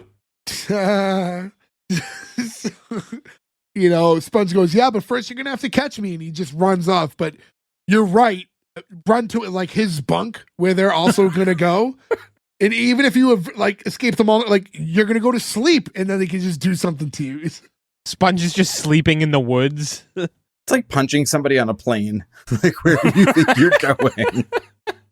Like those people who start fights in the subway and then the door closes. Like, shit. Oh, it's always so fun where it's like, what did you think was going to happen here? And all the kids are like pointing and laughing now at Budnick and Donkey Lips after Sponge runs off. Cuts to a flash forward, apparently like a couple days forward, because Michael and Sponge are in the bunk. Sponge is going, come on, you've been hanging here for 2 days. Like, grab a stick, we're going to play lodge hockey. Like, no, I'm just going to hang out here. The boredom of Stein's past 2 days. He was just in a bunk by himself with no entertainment of any sort for 2 full days. This is an internet-free world, you know what I mean? He can't just dick around on his phone either. Also, there's definitely no AC, so it's just hot and sticky. And let's not forget, he's sleeping on sticky raccoon. And he gave his stereo away. He can't listen to music. Yeah, he can't even listen to a CD of Shy Guy. He doesn't have his Bon Jovi collection with him. I miss Sambora, man. I just miss Sambora. So he goes to lay in bed. Ow! Lo and behold, his boombox is back. It was under his pillow. The boombox fairy came. Also, the world's biggest pillow that would hide a giant boombox. Yeah, I didn't even know. He's like, what? And Telly walks over. She's like, I wanted off Budnick playing tetherball. I thought you'd like it back. How long was she hiding in his room? I was watching you sleep, Michael. He's been there for 2 days. I don't know how she got in if he's just been loafing around the whole time. You gotta pee sometime. That's true. They do mention at the very beginning of the episode there's not a flushable toilet for miles. So if you're going to the bathroom, you're going to an outhouse somewhere, so you got to leave. She's like, you're not the only one who can sneak into other people's bunks. She's not wearing glasses, so he just goes, what happened to your face? It's different. Oh, I got contacts. Insurance covered it. The doctor said I'll be able to see better with them, too. So everything worked out. We didn't need to do the and now you're prettier because you don't wear glasses. Like, it's like my least favorite fucking trope of the 80s Not and just 90s. that, but this isn't the first time you see her without glass. She only wears the glasses when she goes to play sports. Yeah. Yeah. You've seen her more without them than with them. I like now, though, thinking of if they refilm this because she's older than us, to be like, these are my readers. I need them to make sure I can see what's on the menu at the 99. That would be if it was us. A lot of this episode's written very clever, and the kids actually sound like kids. This part of the scene is very corny and a little too predictable and looking for the happy ending. Like, oh, I broke your glasses, but turns out I have insurance and I got these contacts that I never thought I could get, even though I was too broke to even have the glasses I had 10 minutes ago. But I've had this insurance I didn't know about the whole time. I left. I found an eye doctor. But why would you know that as a kid? Well, she made reference to her glasses earlier and that she couldn't afford better glasses Okay. because Dina was asking her why she has the one she has. Maybe that was her parents trying to teach her responsibility, though. Yeah. As somebody who broke their glasses around the same age, my parents were not like, this is how you learn responsibility. They were like, what the fuck did you just do? And I was like, I'm so sorry. So Michael's going, I thought you hated me. They're like, well, I kind of hated you, but then, you told the truth. So now I only sort of hate you. Like, all right, I can live with that. So then they start talking about playing some one-on-one, playing a little basketball. And she's saying, well, if you thought I was good at baseball, wait till see how I shoot hoops. So now they're like joking around and telling like, you're dead. Well, you're going to be deader. Well, you're going to be the deadest. And they're like playing around as they exit the bunk to go play basketball together. And I actually like this because I didn't see this coming. I thought that was going to be the close of the episode, but then come to find out all the girls have been hiding here for an eternity because Dina and Zizi pop out as soon as the two of them leave. They're like, quick, we only have so much time. And the whole thing with Telly taking him out was like a retaliation ploy. So she gets him out of the bunk so they can TP the whole thing. I want to know what the 34-year-old child of Stein and Telly is up to these days, because there's no way this summer didn't end with an unplanned pregnancy. It ends with Michael getting chicken pox and having to go home. That's how Pinsky shows up. That's true. And then he comes in with salami, and I don't want to make that sound sexual, but it's literally his character trait. The first episode, he's like, Ugg is like, I love your salami. You can do anything you want. You're like, I'm so glad we didn't have to cover that episode. Casper Jackson would have exploded. So I like how this episode ends. You see this connection with them building. We also see that the pranks continue. The girls are involved. Didn't see it coming. So it actually, like, for like a kid's show, it's like it surprised me with that last scene. It wasn't super predictable. But yeah, that's the entirety of the episode. Everybody who was in this cast had like, some people had like no further credit. Some people had like a few different things. But I love that I looked up Stein and I was like, what's he been up to? And like, one of his credits was he was the kid in the made-for-TV Mary Kay Letourneau movie from around the time that happened. And I'm not sure. I'm going to have to find it and watch it. I don't know if he's the kid that Mary Kay Letourneau is a teacher of Who Sleeps With, or he's just like another kid in the school. But the thing that broke me is when I clicked on the link, they wrote Wikipedia, it was like, Mary Kay Letourneau is a deceased sex offender. And it was like the funniest sentence I've ever read out of context ever. And I was like, why is like, and it should be written that way, right? Like, that's describing her. She's a bad person. She did a bad thing. But I don't know why that sentence was so funny. Where it's like, that's your wiki forever. That's your first fucking line. R.I.P. Mary Kay Letourneau, burn in hell, I guess. I assume every single one of them's IMDb is like Law and Order SVU. Oh, sure. And all of them are like best known from Salute Your Shorts. Yeah. I watched this as a kid. I could not tell you a damn thing about it. I remember like that episode where they were like doing puzzles and eating ice cream. Like that was like the big bonding with Budnick and Michael. I don't recall that one. It's so crazy how much I remember this show having not watched it in years. It's like I remember the whole fucking love triangle between Dina and Budnick and her destroying his guitar pick, but it was fake and all that stuff. When Sponge and Donkey Lips are on the wrestling team and they're trying to win a lobster dinner. And he's got the lobster cracker, which makes him way too much. And It's funny because there's been so many shows we've covered over the last few years where I'm like, I watched a ton of it. I don't really remember specific episodes anymore. This one, like every episode is burned into my brain. It's like, it's crazy. And this is at an earlier age. You know what I mean? Like we think it wouldn't be as ingrained, you know what I mean? Just because the age we're at where like you don't have that many like memories that are that crisp, but just watching in repetition, I guess. It's the first show I remember religiously watching. Yeah, same. It also feels like I remember watching this and then like putting on MTV. You know what I mean? Like it feels like those steps of like feeling like you were older and like culture sort of swimming around you. But yeah, I think this was one of those mentioned earlier. They had Hey Dude, which is another show we covered and all watched back then. And then this was like, we need something like it. And I really think like this one just tied it all in better. I just felt like they wrote kids more realistically and it just seemed more like a world you could see yourself getting dropped into. I was thinking about the Hey Dude comparison, and I'm pretty sure we all greenlit Hey Dude. I feel like if we had done these shows back to back, I don't know if Hey Dude would have made the green light. Just because this one, the Salute Your Shorts is just so much. It's a better show. It's just better. Yeah, in like every aspect, it's better. What it is you can relate, even if you never went to summer camp, you can relate to a kid going to summer camp and acting normal. The kids from all over. None of us worked at a fucking ranch. Yeah. And the relatable stuff of that, like I remember some character names. Like I remember Buddy with the skateboard. I remember Mr. Ernst, right? And some of the people who were in that show, but like no plot points at all, aside from No.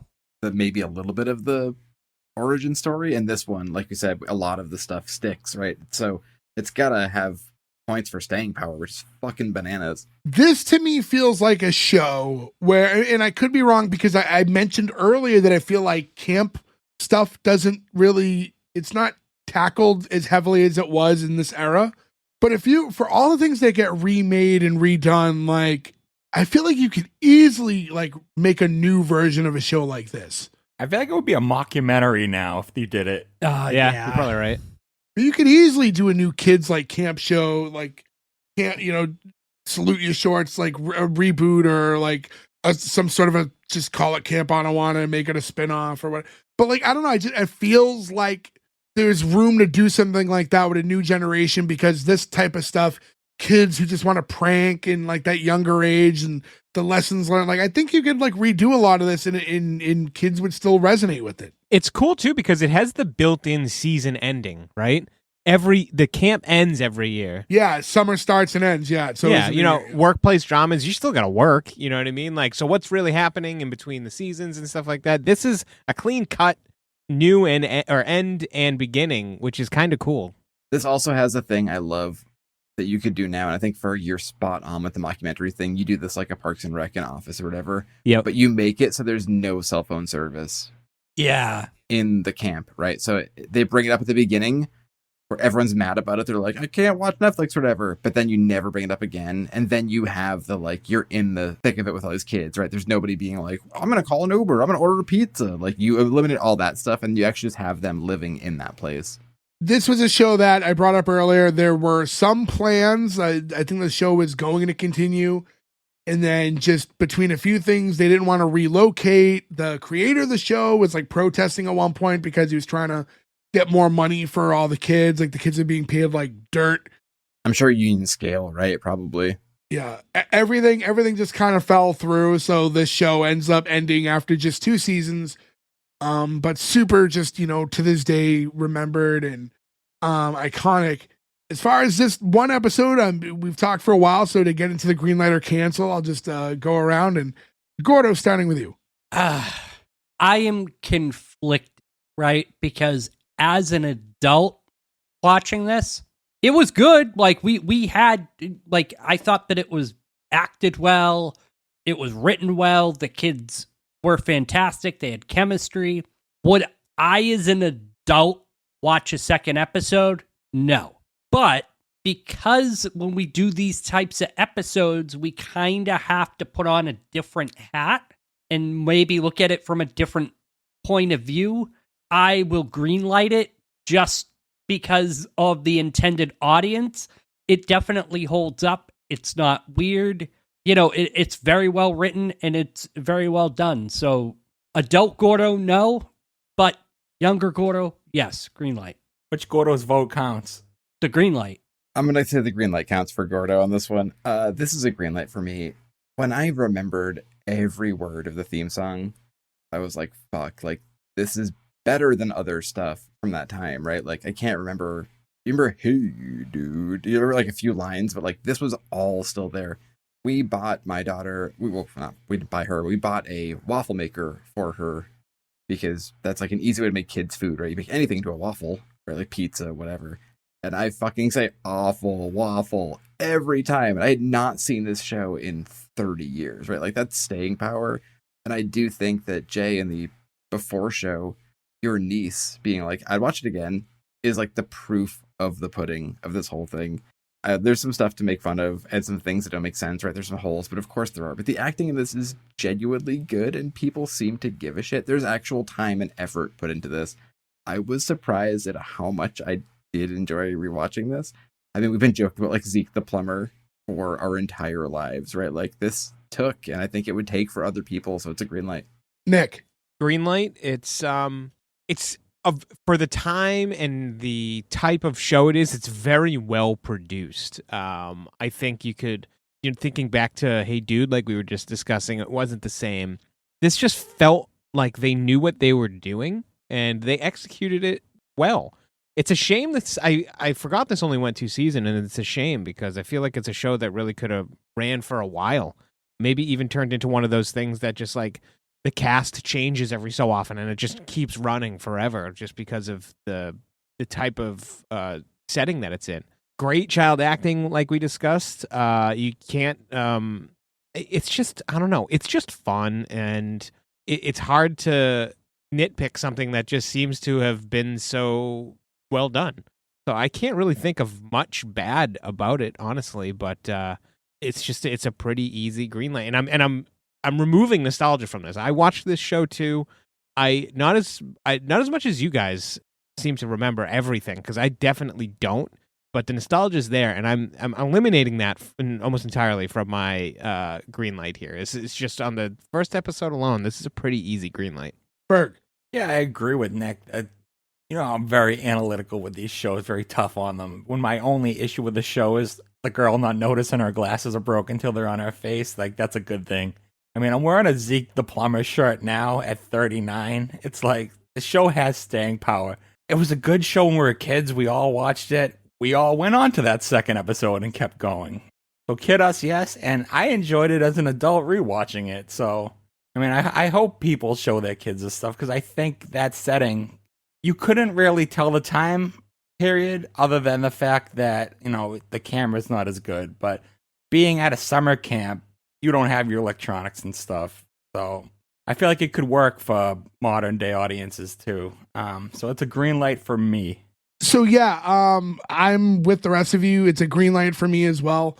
I talked about how much I loved the show as a kid, and going into it, I always kind of try to put that perspective in when I'm watching a show that I know is more targeted for kids when we're doing them, because you have to keep that in mind. But what surprised me is how much I did enjoy just watching it as an adult without having to just put that hat on. It was just the idea of, like, I just was able to sit and enjoy the episode. A lot of times you can't go back, and it kind of ruins things you liked as a kid. I still enjoyed it. And I could see myself, like we mentioned earlier, I had my niece watch it yesterday with me, and she spoke with us for a little bit before the episode started, so we'll have a couple clips later. Hopefully that's a show that she might want to just, sit and watch a few episodes with me one day, because it was a fun watch for both of us. So yeah, a green light for me.